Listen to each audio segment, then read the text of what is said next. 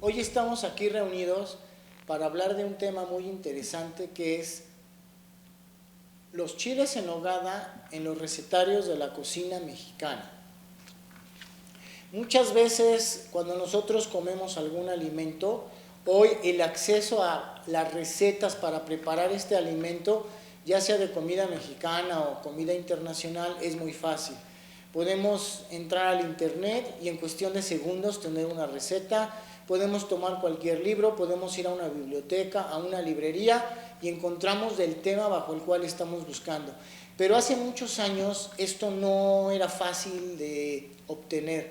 Los recetarios eran realmente algo difícil de tener en las manos, no eran un documento o un libro que se pudiera tener y solamente estaba destinado para ciertos sectores, esencialmente sectores cultos de la sociedad, pero la población en general no tenía recetarios de cocina. Hablamos de los chiles en nogada, vamos a ver cómo se empiezan a dar estas recetas del chile en nogada. Bueno, primeramente los ingredientes del chile en nogada son una conjunción de los ingredientes mesoamericanos, ingredientes españoles, europeos y los ingredientes que vinieron de Asia, del Medio Oriente y del sureste de Asia. Esto es muy importante dentro de la cocina mundial, ya que pocos platillos tienen esta cantidad de ingredientes de todo el mundo. Cuando el chile en nogada se empieza a conformar y después de muchos años, y cuando adquiere esta identidad que hoy conocemos, que es a finales del siglo XIX, el chile en nogada es el primer platillo globalizado del mundo, ya que tiene ingredientes de todos los lugares. Por poner un ejemplo, la carne de puerco y el pollo son ingredientes que venían de Asia y de Europa. La nuez es un ingrediente que venía de Asia, de Turquía y algunas variedades de Italia o también vienen de China. Las manzanas venían de la parte italiana, tenemos los chiles que son mexicanos, algunos dulces como los dulces de cactus que son de la República Mexicana, tenemos la granada que viene de los países árabes, la nuez moscada que viene de lugares tan lejanos como la isla de Madagascar. Y si vamos viendo cada uno de estos ingredientes, se van conformando para crear un platillo al cual podemos considerar único en la gastronomía mexicana y en la gastronomía mundial. Estos ingredientes poco a poco se van integrando a la cocina mexicana. ¿Y cómo se da esta integración y cómo van a pasar a los recetarios? Bueno, la primera cocina que conocemos es la cocina mesoamericana, de la cual se conoce muy poco, a excepción de algunos códices o crónicas que nos dejaron nuestros antepasados. Códices donde vienen pues, los usos y las formas, por ejemplo, de tomar el pulque, o crónicas en donde los frailes esencialmente recuperaron un poco las tradiciones que se estaban perdiendo después de la conquista española. Inmediatamente de esto, la cocina mexicana se va a dividir en dos: la cocina que comen los entonces conquistados y la comida de los conquistadores. Los conquistadores dependían esencialmente de todos los ingredientes que venían de España y en un sentido no muy agradable comían los ingredientes que se encontraban en México o los alimentos mexicanos. Dentro de esto, la cocina más importante que se va a dar es la cocina de los conventos. Las primeras cocinas del siglo XVI eran unas cocinas realmente muy pobres, eran unas cocinas basadas en la cocina española llamada del fogón, es decir, era un gran cuarto donde se ponía una gran olla y en esta gran olla se mezclaban todo tipo de alimentos, como podían ser embutidos, verduras y carne, y es un poco lo que hoy conocemos como fabada. La fabada española es un poco de lo que entonces se llamaba puchero. El puchero es una mezcla de las sobras o de la comida que tenía yo a la mano y con la cual podía yo comer. De estas cocinas conventuales del siglo XVI quedan muy pocos ejemplos porque en la mayoría de las veces se tiraron y dieron origen a las cocinas o a las grandes cocinas como las conocemos hoy en día de los conventos. Esencialmente el puchero no es una comida que se populariza en México, es una comida que se queda relegada, que no le gusta a los locales y después con la gran variedad de productos que vienen de todo el mundo, se va a enriquecer y se va olvidando. Hoy hay algunos platillos que se llaman plato pobre, por ejemplo. Este tipo de pucheros se quedaron en reminiscencia de aquello que comían los monjes en el siglo XVI y principios del siglo XVII. Cuando empieza la colonia a tener un gran auge económico en México, empiezan a llegar las órdenes conventuales de mujeres. Normalmente las monjas que entran a estos conventos no son como las que conocemos hoy. Eran normalmente niñas ricas que solamente tenían dos opciones, o casarse o irse al convento.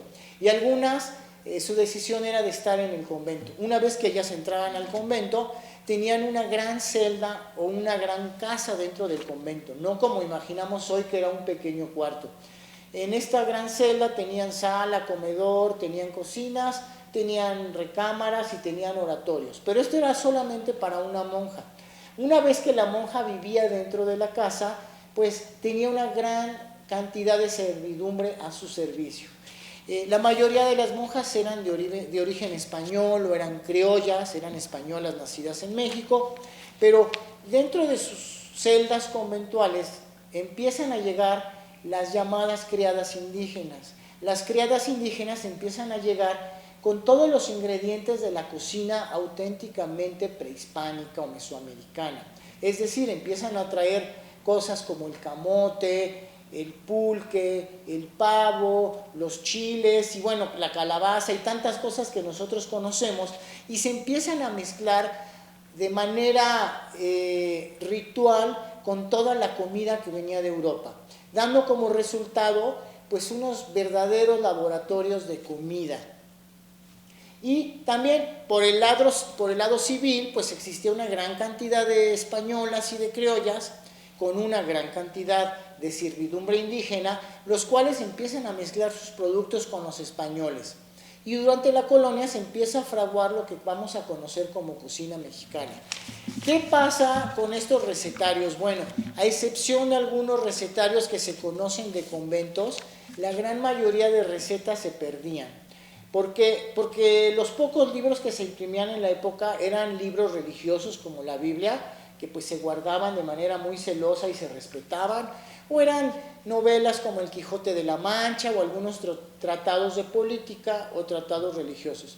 Pero estos se guardaban celosamente en libreros. Pero los recetarios nunca se volvieron un libro porque las recetas se pasaban oralmente de madre a hija o de cocinero a cocinera, por ejemplo, pero no eran algo que estaban impresos. Muy pocos recetarios de la época colonial han llegado a nuestra época, y en estos pocos recetarios pues no hemos encontrado en investigaciones algo que hable exactamente sobre lo que es la cocina mexicana o sus orígenes. Muchos de los recetarios traen realmente recetas de dulces o de comida española que se cocinaba en México, y una que otra receta ya que se está naturalizando con los productos mexicanos. Y de esta manera, bueno, las cocinas conventuales empiezan a contribuir al enriquecimiento de la cocina. Hablando de nuestro tema de los chiles en nogada, nunca se ha encontrado una receta realmente antigua sobre los chiles en nogada, esencialmente porque los chiles rellenos y cubiertos de nogada eran un producto muy popular. Es algo así como que yo quiera encontrar en un gran libro de cocina la receta del arroz blanco hervido, pues cualquiera sabría preparar un arroz blanco hervido, y en esa época se daba por entendido que todas las mujeres tenían que saber cocinar y ya habían recibido de su madre el entrenamiento para esto. Y en el convento, pues las monjas, como tenían mucho tiempo libre, se dedicaban a cocinar con su ejército de criadas, y entonces podían hacer unos manjares que eran extremadamente difíciles de elaborar, pero con tanta mano de obra, pues ellas podían llegar a elaborar eso. En cuanto a los recetarios, como les comentaba, no se sabe bien cuándo empieza el chile en nogada. Lo que sí tenemos como cierto es que a finales del siglo XVIII, más o menos 1780, el investigador Aldo Rivero Pastor encontró una, o la que se puede considerar la receta más antigua de los chiles en nogada, o el antecedente de lo que hoy son los chiles en nogada. Esta receta se llama chiles rellenos de dulce y consiste en un dulce elaborado a partir de chile poblano y una variedad de frutas. Les quiero leer la receta porque es muy interesante. Se abren los chiles con una navajita, crudos con cuidado, y se raspan las venas. Se asan a fuego violento y se echan limpios en agua de cal asentada y poca. Se sacan breve de ahí y se ponen a hervir en vinagre aguado y sal. Así que están cocidos, se escurren bien y se rellenan en lo que quiera de alfajor o almendra. Se fríen como todos, entiéndase, capeados. Se les enjuaga la manteca y se les echa en almíbar de punto con sus rebanaditas de pera, manzana, azafrán, quitando el aceite y el ajonjolí. Y luego viene nogada. Se muele la nuez y se pone a freír y luego se le echa agua. Se muele su poquito de clavo, su poquita de canela, su azafrán molido en poco para que tome color.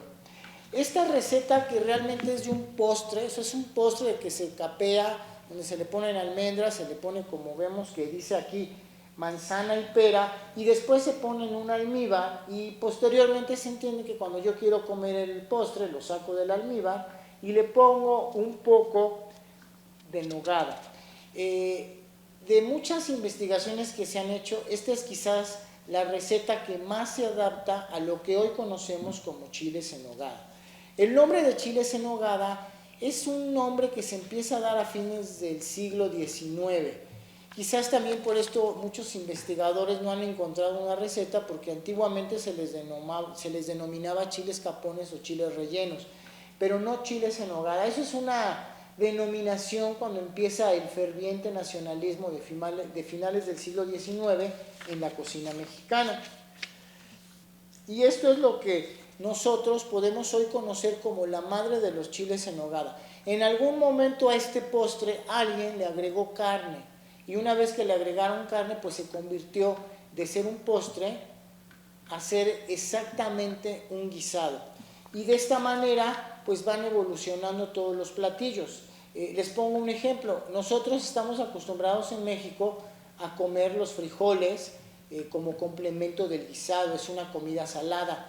Pero curiosamente, cuando los frijoles se van de México y llegan a Asia a través de la nao de China, en países como Tailandia o la India, hoy en día los frijoles son única y exclusivamente un postre, y ellos los comen de manera dulce, a manera de una pasta que es realmente un postre. Pero en nuestro país sería no muy adecuado decir que alguien va a comer frijoles dulces, pero en estos países sí comen frijoles dulces. Entonces aquí lo que pasa es que los alimentos se van a ir adaptando a las necesidades de la gente. Y como vemos, en el transcurso de que la receta de los chiles se va a convertir de dulce en postre, pues en algún momento alguien dijo que hay que ponerle carne y otros ingredientes para que se vuelva un postre. La primera receta, que es muy antigua, esta receta es de 1831, se llama El cocinero mexicano, es un libro que viene en 3 tomos, el cual es Patrimonio de la Humanidad por la UNESCO, porque es el primer recetario mexicano. En la página 201 tenemos una receta que dice chiles rellenos, y es uno de los primeros antecedentes que tenemos sobre cómo se preparaban los chiles, que posteriormente pudieron derivar a lo que conocemos chiles en nogada. Y dicen: se asan los chiles y se abren por un lado quitándoles el pellejo y las venas, y se rellenan con lo siguiente: se hace un picadillo de lomo de puerco cocido al que se le añaden cuadritos de jamón, rebanadas de aceituna, un huevo duro con bastante vino y la sal eficiente para la sazón. El caldillo se hace con la misma agua que se coció la carne de puerco, con vino, clavo y cominos. Y esta es una de las primeras recetas, aunque no es una receta del chile en nogada como nosotros conocemos. Los antecedentes más importantes que tenemos son los chiles rellenos. Ahora, que este libro tan antiguo tenga una receta de chile en nogada no quiere decir que muchísimas damas de la sociedad poblana no estuvieran preparando ya algo de lo parecido a lo que hoy conocemos chiles en nogada.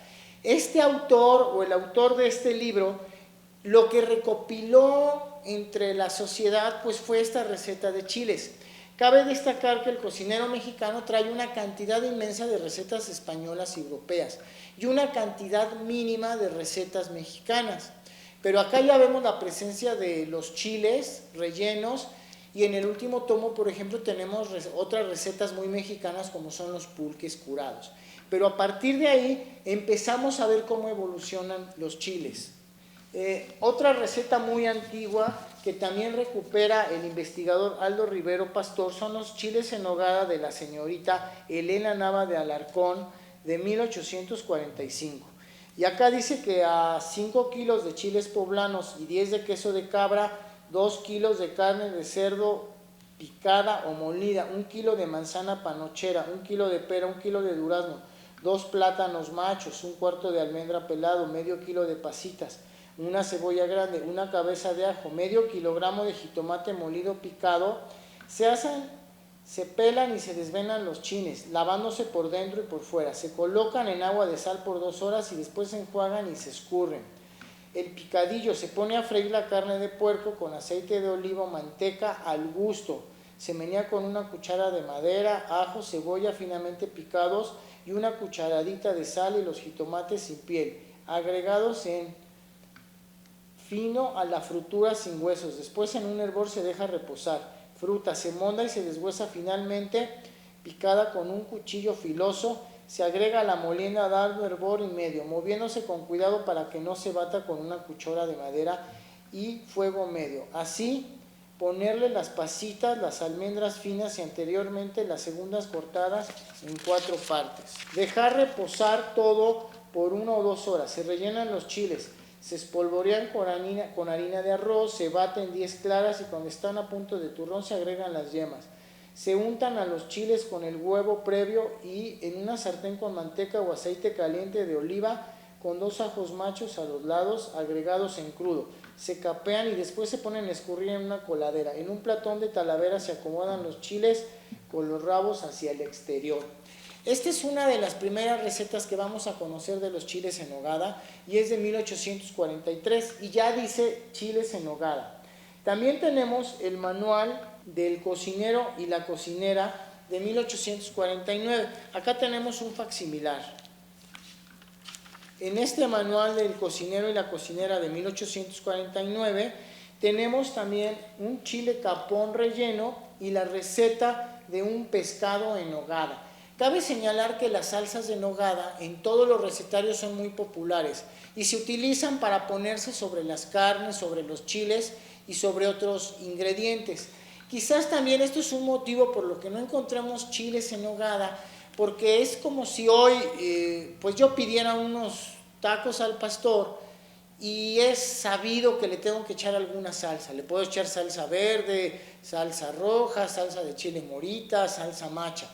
Y en los recetarios pues eso era tan común que no era necesario anotarlo, porque la gente podía ponerle el chile en un caldo de jitomate o se podía rellenar con nogada. Para 1862 tenemos El arte novohispano de la cocina. Este también es un libro muy antiguo, aquí lo vemos pues no en muy buen estado, pero este libro tan antiguo también tiene aquí unas recetas en donde vienen los chiles rellenos en nogada de nueces. Este chile pues se rellena con carne y se le pone nogada. Entonces ya estamos hablando de que los chiles van tomando las características que conocemos.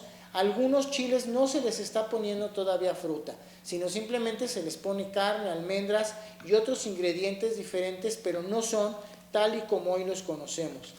De 1883 tenemos el Nuevo Cocinero Mexicano o Diccionario de Cocina, que es una publicación anterior al libro que ya habíamos visto del Nuevo Cocinero Mexicano, que es el primer libro de cocina.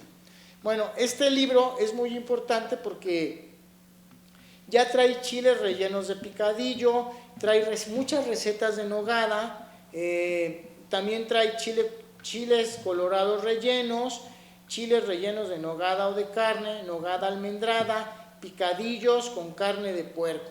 y esencialmente la mayoría de las recetas, muy pocas van a utilizar pollo, muy pocas van a utilizar pavo y la gran mayoría se van a ver beneficiadas por la carne de puerco, la cual pues como sabemos era muy comida aquí en Puebla.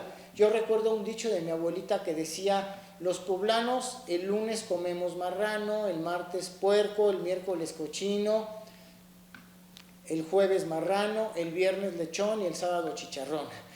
Y cuando le decíamos el domingo, nos decía el domingo comemos mole, entonces se comía pollo.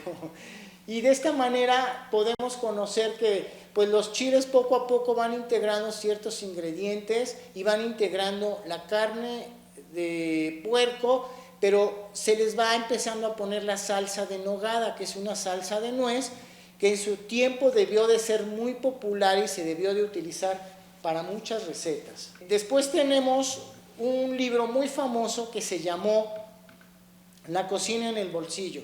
La cocina en el bolsillo es de más o menos 1887 y es quizás el primer gran recetario que tiene una difusión pues en todas las capas populares en la República Mexicana. ¿Por qué?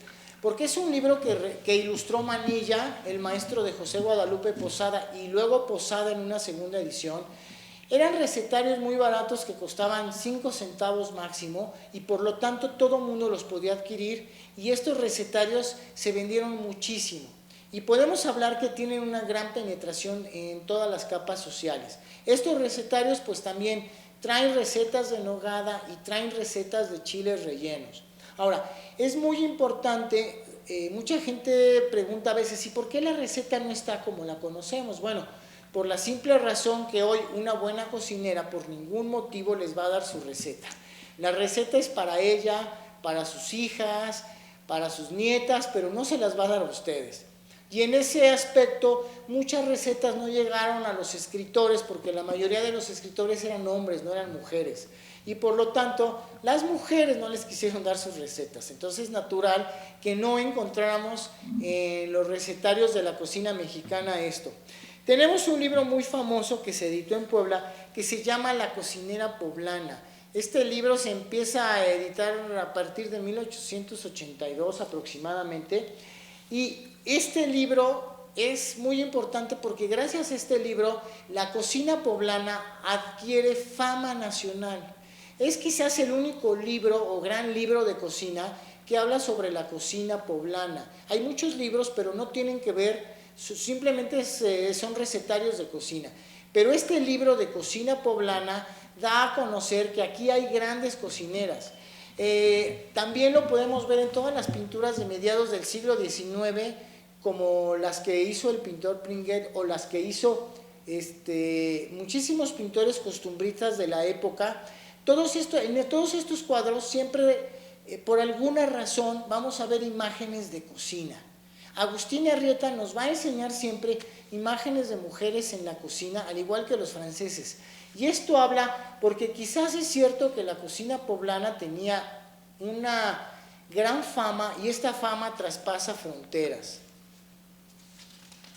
Este libro de la cocinera poblana trae recetas como nogada con chiles de jamón, nogada con chiles rellenos, chiles en nogada y chiles de picadillo. Es decir, la cocinera poblana ya tiene una gran cantidad de recetas relacionadas con los chiles, los picadillos, la carne y las salsas de nogada. Y por esto, pues es uno de los primeros materiales que empiezan a difundir las recetas. ¿Por qué muchos recetarios no han llegado a nuestras manos? Bueno, como yo les había dicho, a diferencia de los recetarios o de los libros cultos como era la Biblia o una novela importante, los recetarios estaban en la cocina, se acababan echando a perder, se llenaban de aceite, se llenaban de agua, se quemaban junto al fogón. Y entonces es la razón por la que pocos recetarios van a empezar a llegar a nuestras manos, y más si se tratan de recetarios antiguos, ya que la gente pues los tenía en la cocina, y la cocina pues todo se deteriora porque hay humedad, porque hay calor, porque hay frío, porque hay grasa. Y ese es el motivo quizás que muchos recetarios no llegaron a nuestras manos y se perdieron. Para finales del siglo XIX encontramos una gran cantidad de recetarios o manuscritos ya de las señoras, ya se podía, la gente empezó a estudiar, había mujeres ya letradas y ellas empezaron a escribir los recetarios. Quizás el recetario manuscrito colonial más antiguo que se conoce y más famoso es uno atribuido a Sor Juana Inés de la Cruz. Desgraciadamente en este recetario pues no encontramos ninguna receta de chiles, pero sí encontramos una gran cantidad de postres, que era la especialidad de las monjas. Ya para finales del 19 las señoras escribían sus recetarios y se los pasaban de madre a hija. Muchos de estos recetarios hoy los podemos encontrar en ediciones facsimilares porque se han rescatado y existen. Y pues tuvimos la ventaja de que no se perdían. Y con esto pues vamos entrando a lo que es ya el siglo XX, y con el siglo XX viene la gran transformación y la gran difusión de lo que serían lo que hoy conocemos como chiles en nogada.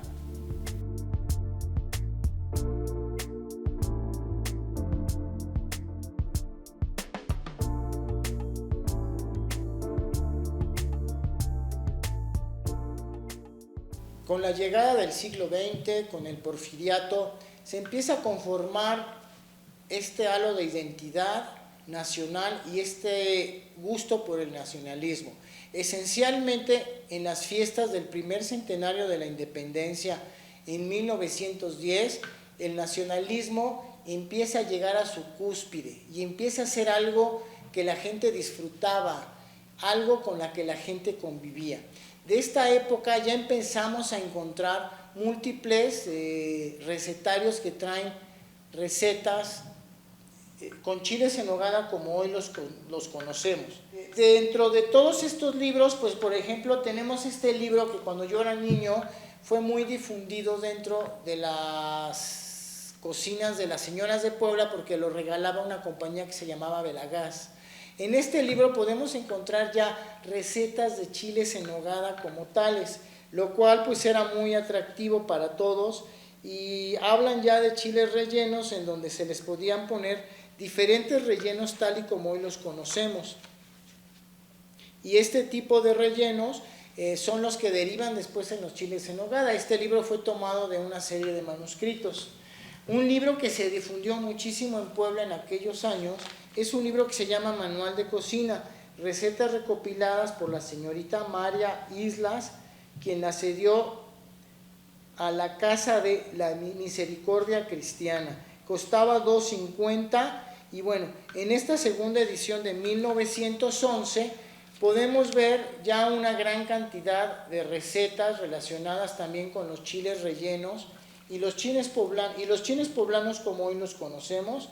Empieza trayendo pues una receta de chiles rellenos que son muy importantes para lo que conforman los chiles en nogada. Ahora, recuerden esto, las grandes recetas todavía en esta época son de madre a hija, de cocinero mayor a cocinero menor o de cocinera a cocinera. No son recetas que vamos a encontrar en libros porque todo este conocimiento culinario se pasaba de boca en boca. No forzosamente la gente recurría a un libro. Era más común que yo recurriera a mi abuela o a mi vecina y ella me asesorara en los recetarios o en la forma de preparar un alimento a que yo recurriera a un libro, como se hace actualmente, ¿no? Ya no es tan sencillo a veces por las distancias ir a ver a mi mamá. Es más fácil con mi teléfono celular abrir una página web y entrar a recetar cualquier indicaciones que yo necesito para preparar algún alimento. De aquellos años también encontramos un libro muy importante que se llama La cocina poblana del convento de Santa Rosa de Puebla. Este libro, editado en 1949, pues ya trae las recetas de los chiles en nogada. O sea, aquí ya se había conformado el concepto de chiles en nogada. Y acá viene, dice, chiles en nogada, incluye 12 chiles poblanos, medio kilo de carne, 100 gramos de pasas, 180 gramos de almendras, 1 kilo de crema y 200 gramos de nueces. Todavía no se empieza a conformar esto que nosotros conocemos lleno de fruta, Y luego dice, vienen otras recetas, dice chiles rellenos en nogada. Aparte de los ingredientes adicionales, ya vemos manzanas y peras que van enriqueciendo la receta de estos chiles que no eran muy conocidos. Y luego chiles de nogada rellenos de picadillo, y aquí el picadillo ya dice que se ponen rebanadas de manzana, de duraznos, un terrón de azúcar y un poco de vino jerez. Y en esto se empieza a conformar ya de manera más a lo que hoy conocemos como chiles en nogada. Y otra vez, sí debieron de existir las recetas como nosotros las hemos degustado, pero no están escritas en un libro, porque los recetarios no tenían una gran difusión. Bueno, en aquellos años, antes de esto, en 1943, va a salir un libro que va a ser el parteaguas en la cocina mexicana. Hasta antes de 1943 había algunos libros algunos recetarios de cocina mexicana, pero solamente era cocina mexicana, y había algunos recetarios de cocina de Puebla, cocina de Veracruz, cocina de Michoacán, pero no había un libro que hubiera recopilado todas las recetas de México y las hubiera dividido por estados. En 1943, a la que yo me atrevo a decir que es la gran heroína y la gran recuperadora de toda la tradición de la cocina mexicana, hablo de Josefina Velázquez de León. Josefina Velázquez de León, que muy pocos la conocen, ella era una cocinera que se casa, enviuda, recibe una muy buena fortuna de parte de su marido al estar viuda, y ella decide que lo que se va a dedicar es a dar clases de cocina. Vende las acciones de su marido a sus socios, se dedica a viajar por México con un chofer, un asistente y un coche último modelo que compra, y con esto recupera el primer recetario de recetas de todo el país, que se llama Selecciones de la Comida o de la Cocina Mexicana. Este libro es el primer gran libro de cocina mexicana, en donde, claro, en la sección de Puebla vienen las recetas de chiles en nogada.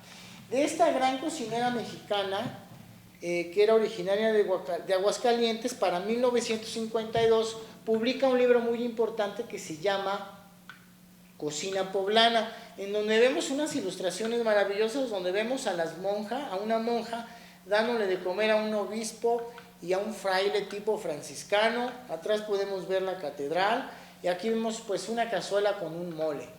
Este libro es de los primeros libros que ya trae una receta de chiles en nogada tal y como nosotros las hemos conocido hoy. Incluso trae una leyenda muy diferente a la que se conoce, de que los chiles en nogada se le sirvieron al emperador Iturbide. Dice que las recetas la crearon y unas damas o unas jóvenes de la sociedad poblana en aquellos años de 1810 se las sirven a unos soldados. Pero bueno, todo esto es interesante y contribuye bastante a saber más de dónde viene el origen de los chiles en nogada. Este recetario tan importante dice, chiles en nogada, ingredientes para los chiles: 12 chiles poblanos, 4 huevos, 3 cucharadas de harina y 200 gramos de manteca.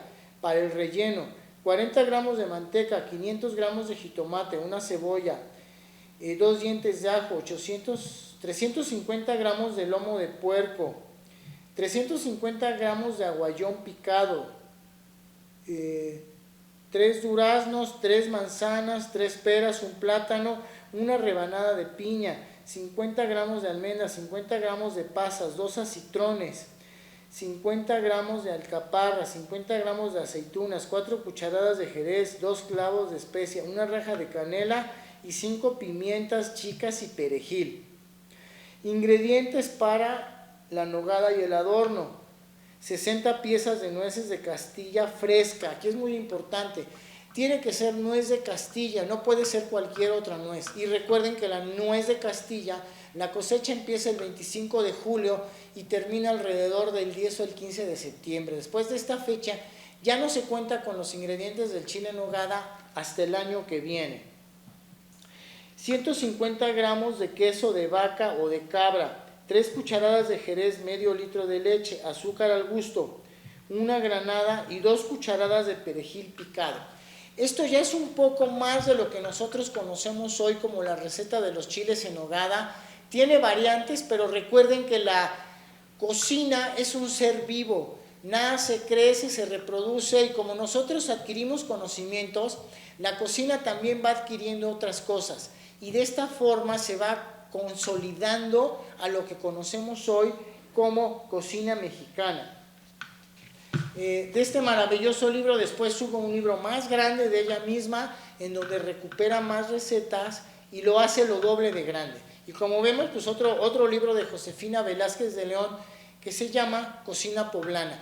¿Cuál es la importancia de las recetas que recupera Josefina Velázquez de León, a diferencia de los otros escritores de recetarios que conocemos? Bueno, Josefina Velázquez de León va a viajar por la República Mexicana.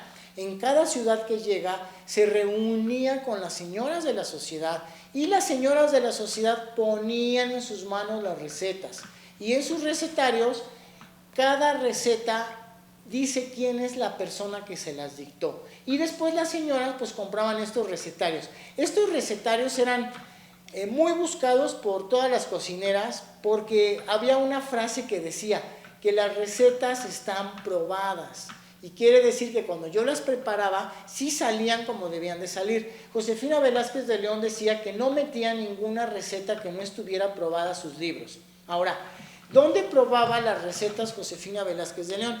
Josefina de Velázquez de León tenía el Instituto de Cocina Josefina Velázquez de León, donde enseñaba a cocinar a las señoras casadas y a las jóvenes que estaban próximas a casarse, o a las recién casadas. En este instituto, Josefina probaba todas estas recetas que le daban durante sus viajes, y una vez que las probaba con las alumnas, las incluía. Y miren, el nombre de esta era Academia de Cocina Velázquez de León, cuarta calle de Abraham González, número 68, México, Distrito Federal. Hoy por hoy, sin temor a equivocarme, Josefina Velázquez de León es la mayor escritora de recetarios de cocina que ha habido en toda la historia en el mundo, aunque ustedes no lo crean. Josefina Velázquez de León era una ama de casa que cocinaba y escribía libros. Más o menos en las últimas investigaciones se le han atribuido alrededor de 180 recetarios de todos los temas. Es maravilloso ver los temas que ella tiene. Por ejemplo, ustedes pueden encontrar recetas de cocina para la recién casada, cocinas para jugar naipes, cocina para bodas, cocina para bautizos, cocina para niños, recetarios de panes, recetarios de galletas, recetarios de pasteles, recetarios de bebidas. Hay comida de Puebla, cocina de Veracruz, cocina de Michoacán, cocina de Chihuahua, cocina de Monterrey. Hizo recetarios de casi todos los estados de la República. Y bueno, hay uno que se llama Cocina para la Mujer Moderna, cómo utilizar las latas en la cocina mexicana. Hay un libro maravilloso que se llama Cómo utilizar los aparatos modernos en la cocina. En aquellos años empiezan a entrar las licuadoras, las batidoras, y la gente no sabía cómo usarlas. Y es muy importante porque ella está en una transición espectacular de la cocina mexicana. Cuando las mujeres se desprenden del metate, porque ya existen los molinos y las licuadoras y ya no tienen que utilizar el metate. Y uno de sus libros está dedicado exclusivamente a este. Hay un libro que se llama Cómo cocinar en tiempos de carestía, en donde maravillosamente vemos cómo las señoras están agarrando una vaca que tiene alas, indicando que ya está tan cara la carne que pues no la pueden comprar, ¿no? Y les enseña, otro libro se llama Cómo utilizar los sobrantes de la cocina. Hay un manual maravilloso que es Cocina para enfermos. Y bueno, no acabaría yo de decirles todos los títulos que tiene Josefina, a la cual pues se le debe de rendir un justo homenaje, y ella es una de las grandes difusoras a nivel nacional con sus libros de las recetas que conocemos de los chiles en nogada. Después de esta época empieza a haber un gran boom de muchas escritoras. Ella se inaugura como la gran mujer escritora de recetarios. Ella era una señora de la clase media. Posteriormente estaba una señora llamada Marichú, que es de la que van a encontrar muchos recetarios. Ella era una señora muy rica, también empieza a escribir recetarios, Y con esto se viene una tradición de mujeres cocineras que en los 70 se va a consolidar con Chepina Peralta, que fue quizás una de las más conocidas, antes de la invasión de los chefs. Hoy sufrimos una invasión de chefs, que el problema de los chefs es que ellos creen que son los creadores de la cocina muchas veces. Y no, ellos son uno de los miles de cocineros que existen en este país o cocineras. Y el problema de los chefs es que ellos obtienen recetas de alguien, se las apropian y después dicen que son de su creación, cosa que muchos investigadores, como un servidor, sabemos que es una mentira. Los chefs lo que tienen que ser es ser un poquito más sencillos y simplemente decir de dónde vienen estas recetas. Pero hoy los chefs, a diferencia de lo que mucha gente cree, no son los transmisores ni los guardianes de la cocina mexicana. Las grandes guardianas de la cocina mexicana son todas las amas de casa que cocinan día a día y todos aquellos hombres que esencialmente en muchísimos restaurantes y fondas tienen la labor de ser el cocinero principal. Ellos son los grandes difusores de estas recetas de chiles en nogada hoy, de las cuales muchas recetas todavía son manuscritas y muchas recetas son pasadas de padres a hijos, de madres a hijas, y así es como las vamos conociendo hoy en día. Miren, la cultura de los chiles en nogada sigue tan viva como este recetario. Este recetario que lo encontramos en los puestos de revistas, en donde podemos ver que los chiles en nogada siguen siendo un gran platillo. Y no solamente hay recetarios, hay internet y también hay revistas especializadas como esta. Aquí vemos otro que se llama Delicias de Nuestros Estados. Vemos otra presentación de un chile en nogada. Y esto es muy importante. Muchos chefs o muchos estudiosos menosprecian este tipo de publicaciones.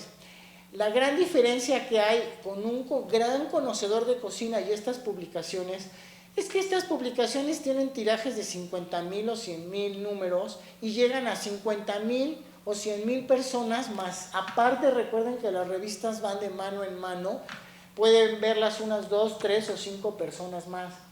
Y los conocimientos de aquellos chefs o aquellos investigadores que creen que tienen el conocimiento de la cocina, pues se va a quedar ahí en unos cuantos, en una cocina elitista, porque ahí la cocina de los chefs se ha vuelto elitista. ¿Dónde comer un buen chile en nogada? Pues en los mercados, en las fondas, y aquí en Puebla lo más importante es comerlo en las casas, donde me toca ver la guerra entre cocineras para ver quién prepara el mejor chile en nogada. Y el mejor chile en nogada no es el de X o Y recetario, no es el de un chef o no es el de una cocinera. El mejor chile en nogada es el que me gusta a mí y así es la cocina. Lo que a mí me gusta, eso es lo mejor que yo voy a poder comer. Mi nombre es Javier Gómez Marín, yo soy director de acervo cultural en la Secretaría de Cultura, soy investigador desde hace 30 años de la gastronomía mexicana y de la cultura popular. Me pueden encontrar en mis redes sociales Facebook, Javier Gómez Marín. Les agradezco haber escuchado estos minutos sobre la historia de los recetarios y recuerden, todas sus recetas escríbanlas en una libreta y pásenlas a sus hijos, porque lo que no está impreso no existe. Gracias.